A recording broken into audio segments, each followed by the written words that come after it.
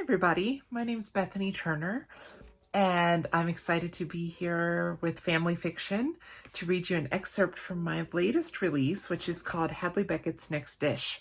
And Hadley Beckett's Next Dish is the story of two polar opposite celebrity chefs who are forced to be in the kitchen together. And where we're going to pick up with this excerpt, they being Hadley Beckett, who is sweet and southern and beloved by all, and Max Kavanaugh, who is, well, not beloved by all. They call him the Playboy Gourmet, and he's widely considered the greatest chef of his generation, but he's kind of a nightmare. They have had this horrible on-screen conflict blow up kind of thing, and Max actually ends up having basically a complete meltdown, and then he's forced to go away for a few months to improve himself. And during those months, we see Hadley's star rise while Max is on a free fall career-wise. And so we're going to pick up, this is chapter 5, which the title of the chapter is Season Generously. And Max has just shown up on Hadley's doorstep after months of nothing and like complete missing in action for months. And then he shows up on Hadley's doorstep and wants to talk to her. And we're shifting into Max's point of view for the first time in the book. So that's where we're going to pick up, chapter 5, Season Generously. It was a mistake. He'd known it was a mistake long before he threw a pair of jeans, 2 t-shirts, some socks, underwear, a phone charger, deodorant, toothpaste, and his toothbrush into his trusty backpack that had traveled around the globe with him more times than he could remember. He'd certainly known before hopping in his Range Rover and navigating through Manhattan onto the interstate and toward Nashville. In fact, it had been about the time he crossed into Pennsylvania that he'd realized there was probably no good whatsoever that would come from this endeavor. But by then, he was enjoying the solitude of the open road, and there was no way he was going to head right back into the city. His hand had been frozen in place, poised to ring the doorbell for probably a solid 30 seconds, and it stayed in place as the door opened. "What do you think you're doing here?" the man on the other side of the door asked, stepping in front of Hadley as if she was the president and he was Gerard Butler in one of those movies. That would make Max pretty much every outlandish action movie threat that could be conceived, he figured. Seemed about right. He was thrown off by the abruptness of the door being opened. Not that he'd been cool and collected prior to that happening. And for the life of him, he didn't know what he should say. "I asked what you're doing here," the man repeated. Seeing Hadley peek out from behind her protector, looking almost like a little kid, curious about the Santa Claus at the mall, but not quite ready to walk up to him and present her list, jarred him into action. I'm sorry," Max said, pulling himself together. "I didn't mean to startle you." "We're not startled," he replied tersely. "What do you want?" "Hadley," Max said quietly, maintaining the eye contact he'd finally acquired from her. "Chef Beckett," he corrected himself. "I was hoping we could talk." The man in front of Hadley rolled his eyes and crossed his arms, and in response, Max lost Hadley's focus. She looked instead up at her bodyguard. Friend? Boyfriend? Husband? Secret Service agent? And placed her hand on his arm. Max looked at the man then, and realized for the first time that he looked familiar. "We've met, haven't we?" "Yes, Chef, we've met," he replied with disgust in his voice. "It was my job to keep you well hydrated on the set of America's Fiercest Chef, if you recall." Again, seemed about right. 2 people who hated him, for the price of 1. "Sorry," Max said as he stuffed his hands in his pockets. "I know I should remember your name." He waited for the man to tell it to him, but he didn't say a word. "But I don't."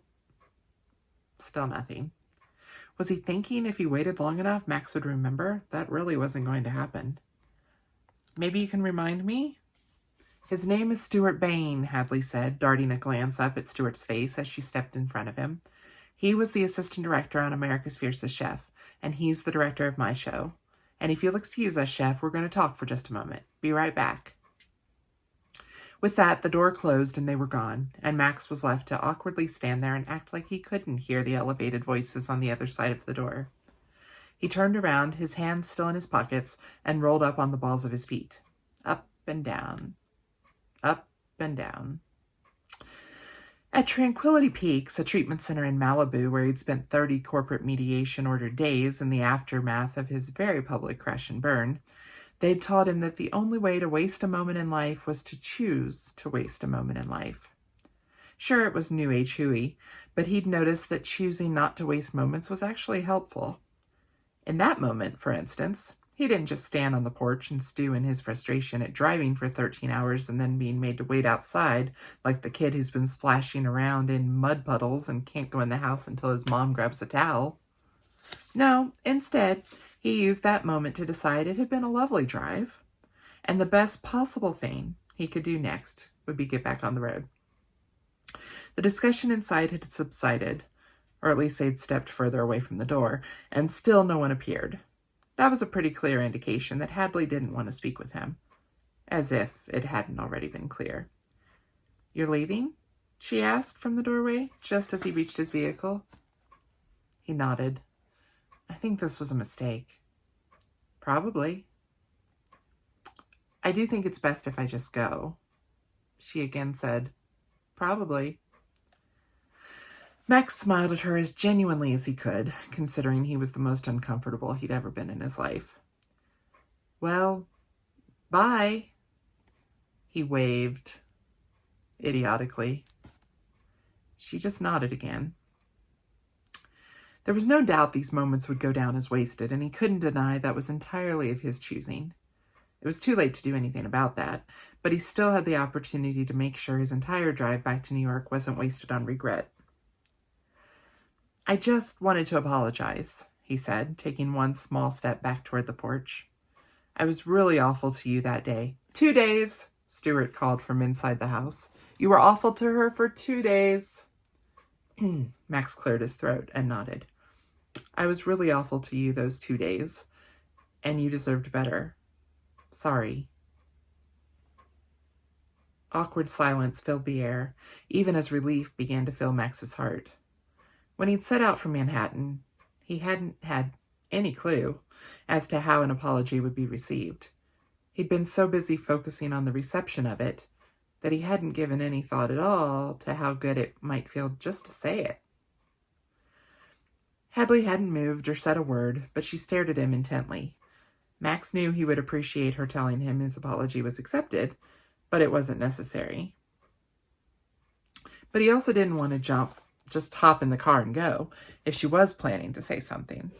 His eyes began to twitch with uncertainty, from Hadley to the Range Rover, and back again, as he tried to decide what to do. And still, she stared. "Okay, well, I think I'll go," he declared, gesturing with his thumb toward the vehicle. "Unless..." He raised his eyebrows, but she didn't respond. "Nope. Okay, I'm going." He walked to the driver's side and opened the door. He waved again, just as idiotically as before, as he climbed in, and then he had a thought. He pulled his wallet from the glove compartment and reached inside for a business card. Then he jumped out and hurried back around to the porch. "If you want to talk, here's how you can reach me. You know, if there's anything you want to say. Anything at all." He held it out for her, but she made no attempt to grab it. I'll just set it here." He placed it on the railing beside her, but the breeze made it flutter instantly, and he had to grab it before it flew away. "I guess that won't work. Here." He rushed again to the driveway, this time to grab a large stone from the collection that lined the path of minuscule gravel. He ran back over to her and set the card down in the same spot, but secured by the stone. He returned to the driver's seat and climbed inside, but not before calling out, "Sorry again." Then he shut the door, fired up the ignition, and drove away. Pretty sure he'd just proven that sometimes you had no control whatsoever over the most wasteful moments of all. So that is an excerpt from Hadley Beckett's Next Dish, which is available everywhere books are sold. It's available in paperback and this fun hardcover edition, as well as ebook and audiobook. So thanks so much for listening. And thanks as always to Family Fiction for the amazing job they do, getting us such good things to read and making us aware of what's out there. And yeah, thanks so much. We'll catch you guys later.